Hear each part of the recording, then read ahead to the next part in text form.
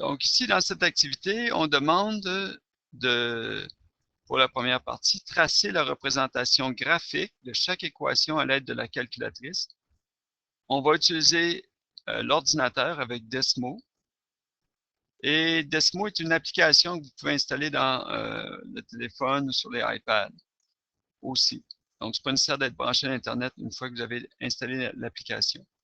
Donc, on veut tracer une esquisse du graphique dans l'espace réservé à cette fin et indiquer l'ordonnée à l'origine. Donc, une fois qu'on aura le graphique, on va venir le tracer dans le tableau. Donc, pour faire le tracé, je vais accéder à Desmo sur l'Internet. Donc, je vais sur Internet, j'ai tapé Desmo dans Google. Ça m'a apporté à la page de démarrage de Desmo. Et je vais envoyer la calculateur.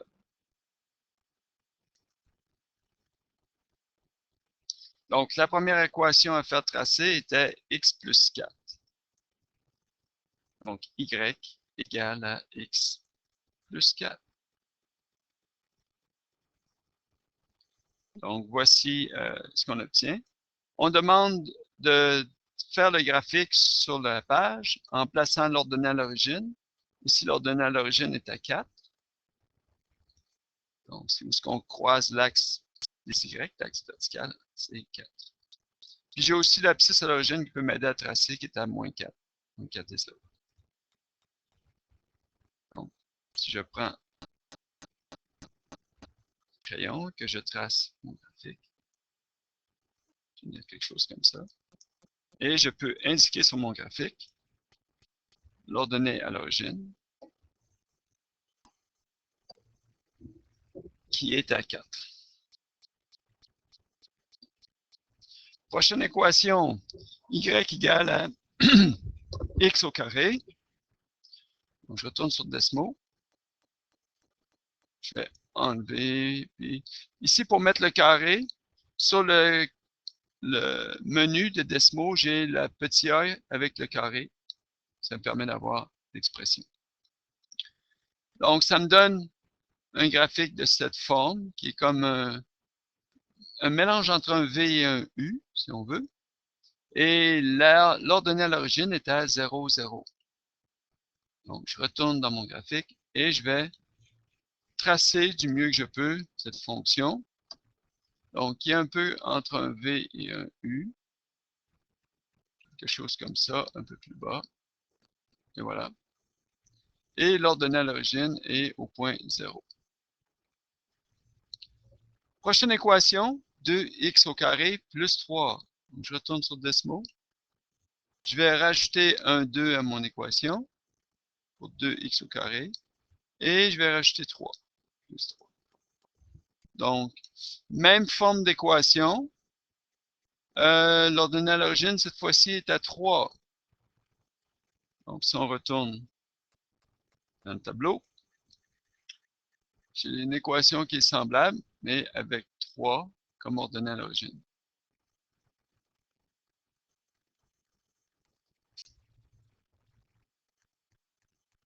Prochaine équation, x plus 3.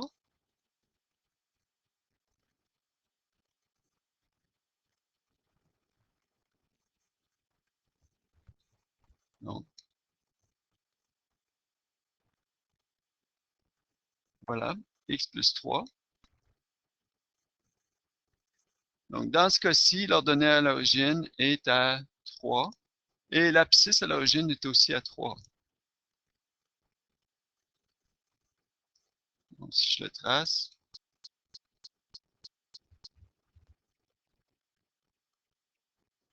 une droite comme tantôt. En fait, ce qui va distinguer mes deux graphiques, c'est que je positionne moi-même l'ordonnée à l'origine.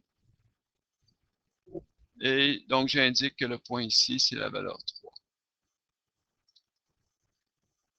Dans le premier, c'était 4. Le prochain, y égale à moins x au carré.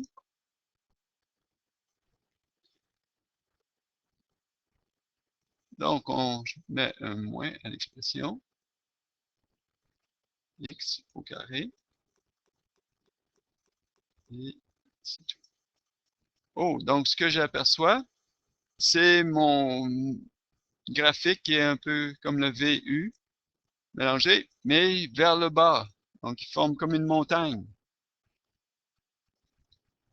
Donc, je viens tracer mon graphique. Et l'ordonnée à l'origine est à 0, encore une fois.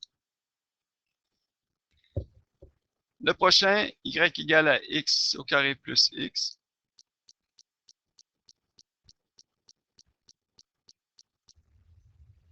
X au carré plus x.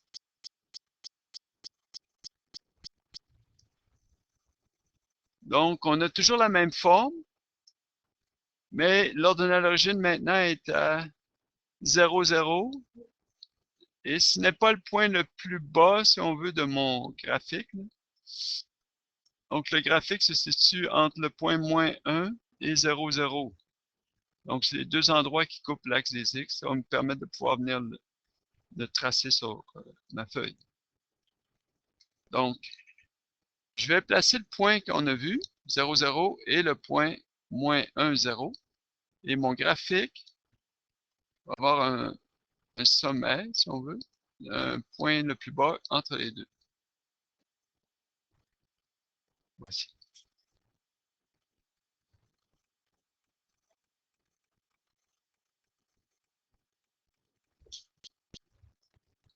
Donc, l'ordonnée à l'origine est encore à 0.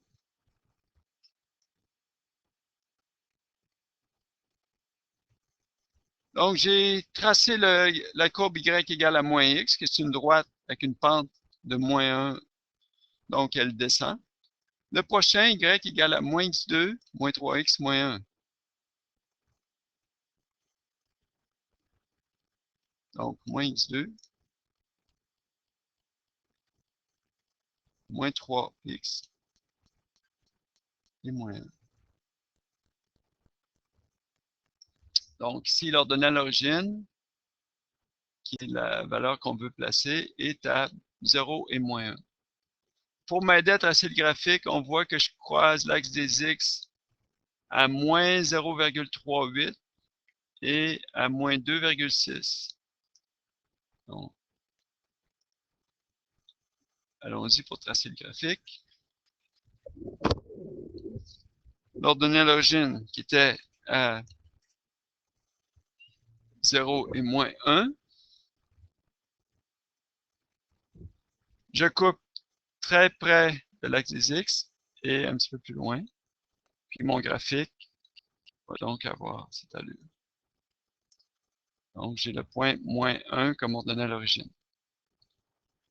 Le prochain est x au carré plus 5. Donc, vous allez obtenir quelque chose comme ça, dont l'abscisse à l'origine, l'ordonnée à l'origine est à 5. Le prochain est 3x au carré plus 5. Le graphique est semblable au précédent, mais plus serré.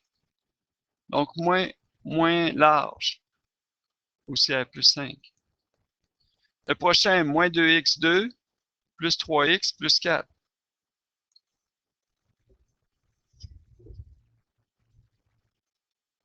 Donc, moins 2x2 plus 3x et plus 4.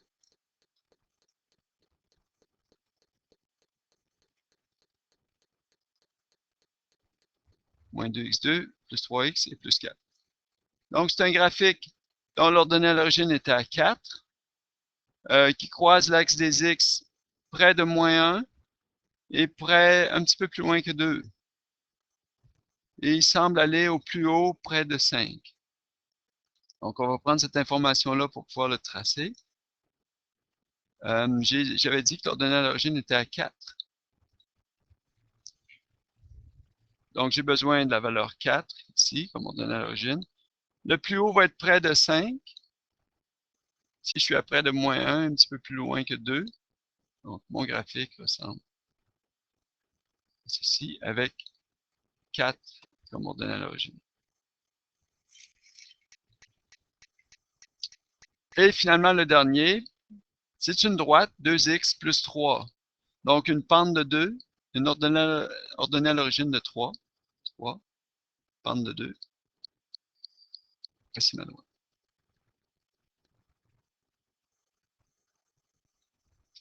Donc, hier, on a vu, dans la leçon précédente, que les fonctions dont les deuxièmes différences sont égales sont des fonctions du deuxième degré. Aujourd'hui, on va voir d'autres caractéristiques de ces fonctions du deuxième degré. Donc, première chose qu'on peut constater, c'est qu'on regarde des graphiques qui ne sont pas des droites. Et ce sont tous des graphiques qui ont la forme d'un V ouvert ou un mélange entre un V et un U. Donc, on voit ici cette équation-là, celle-là, celle-là, celle-ci, celle-ci, celle-ci et celle-là. Donc, qui sont des équations qui ont la forme d'un mélange entre un U et un V. Donc, une montagne ou une vallée aussi, on pourrait dire. Donc, la prochaine question qu'on veut répondre, donc la partie 2, c'est de placer les équations fournies à la partie 1 dans la colonne appropriée. Les deux premières équations sont données à titre d'exemple. Donc, les fonctions affines, qui sont les droites, et les fonctions du second degré sont de la forme y égale à x au carré. Donc, si on remplit ce tableau avec les équations, je vous invite à le faire et à faire une pause en attendant d'avoir complété le tableau. Donc, en utilisant les équations qu'on a tracées, reportant l'équation dans la case appropriée. Donc, voici le résultat. Les équations A, D, G et L sont les fonctions affines. Et les fonctions du second degré sont B, C, E, F, H, I, J et K. Donc, on remarque que pour les fonctions du second degré, donc la colonne de droite, on peut avoir un terme, deux termes, 1, 2, ou trois termes, 1, 2, 3. Donc, une fonction du second degré peut avoir un, deux ou trois termes. Mais ce qu'il y a de commun à toutes les fonctions, c'est qu'il y a toujours un terme en x au carré. Donc, on a toujours l'exposant 2 sur chacun des termes. C'est ce qui distingue une fonction de second degré. La fonction du second degré a un graphique. Donc, le graphique qu'on a eu pour chacun, qui s'appelle une parabole. Donc, ce graphique porte le nom de parabole.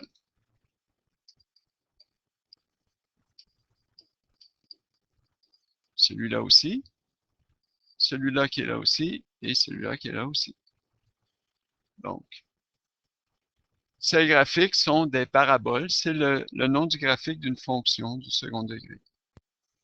Si on retourne dans le cahier de l'élève, dans votre cahier, il y a la partie 3.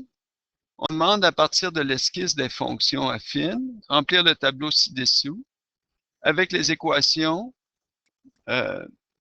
qui donnent une droite qui monte et celles qui donnent une droite qui descend.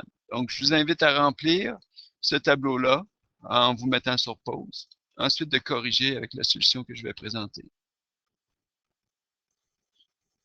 Donc, voici les graphiques ou la solution pour les graphiques des droites. Donc, celle qui monte, c'est la droite A et la droite L. Donc, x plus 4 et 2x plus 3. Et celles qui descendent sont les droites moins x plus 3 et moins x. On constate que pour que ça monte, devant le x, j'ai un plus, même s'il n'est pas indiqué. Et pour que ça descende, devant le x, j'ai un moins. Je retourne au cahier de l'élève pour la partie 3, la partie 4. On remplit une table semblable, mais cette fois-ci pour une parabole qui est ouverte vers le haut, donc c'est-à-dire qui est comme une vallée, elle est ouverte vers le haut, et une parabole ouverte vers le bas, donc celle qui forme une montagne. Donc, on demande de remplir cette partie-là avec les équations. Placez-vous sur pause, le temps de remplir les tableaux et ensuite redémarrer pour voir les réponses. Donc, si vous avez complété le tableau, on va regarder qu'est-ce que ça nous donne comme réponse. Donc, les paraboles qui sont ouvertes vers le haut, c'est y égale à x au carré, y égale à 2x2 plus 3, y égale à x au carré plus x, et y égale à x au carré plus 5. Celles qui sont ouvertes vers le bas, donc qui forment une montagne, sont ouvertes vers le bas, moins x au carré, moins x au carré moins 3x moins 1, moins 3x au carré plus 5, et moins 2x au carré plus 3x plus 4. Donc, je rappelle qu'une parabole qui est ouverte vers le haut, c'est une parabole qui est comme ça. Une parabole ouverte vers le bas, elle va ressembler à ceci. Donc, une vallée et une montagne pour ouvert vers le bas. On a une question. Comment peut-on reconnaître l'orientation d'une droite à partir de son équation? Bien, lorsque le coefficient de la pente, donc le coefficient de x, est positif, la droite monte. Lorsque la pente ou le coefficient de x est négatif, la droite descend. Si on applique ce principe à la parabole, comment peut-on reconnaître l'orientation d'une parabole à partir de son équation? Et si on regarde pour les paraboles qui sont ouvertes vers le haut, on voit que devant le x au carré, c'est tous des nombres positifs. Donc,